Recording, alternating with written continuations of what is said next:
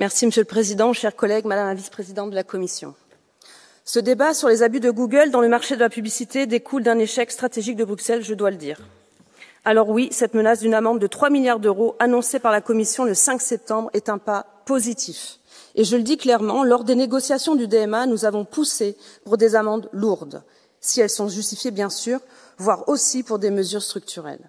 Mais malheureusement, on connaît aussi la musique des grandes annonces cachant des dossiers juridiques mal ficelés qui finissent en bérésinage judiciaire. Rappelez-vous l'amende historique du milliard d'euros infligée à Intel en 2009. C'était la fierté de la Commission à l'époque. Eh bien, en 2024, après 15 ans de procédure, la justice européenne a définitivement annulé cette amende. Plus fort, l'amende d'1,5 milliard infligée à Google AdSense en 2019 a également été annulée par le tribunal de l'Union européenne. Alors, faut-il croire à cette amende de 3 milliards d'euros, je vous le demande. Ensuite, faut-il croire qu'elle changera quoi que ce soit aux décisions de Google et à l'écosystème de la publicité en Europe? La vérité, c'est que Bruxelles a toujours une guerre de retard. Ça fait 20 ans que Bruxelles pseudo-enquête sur les pratiques d'autopréférence de Google. Mais l'aveuglement initial, c'est quand Bruxelles a ignoré l'acquisition de YouTube par Google en 2006. Bruxelles s'est cachée derrière des seuils financiers, ignorant le risque systémique pour l'Europe.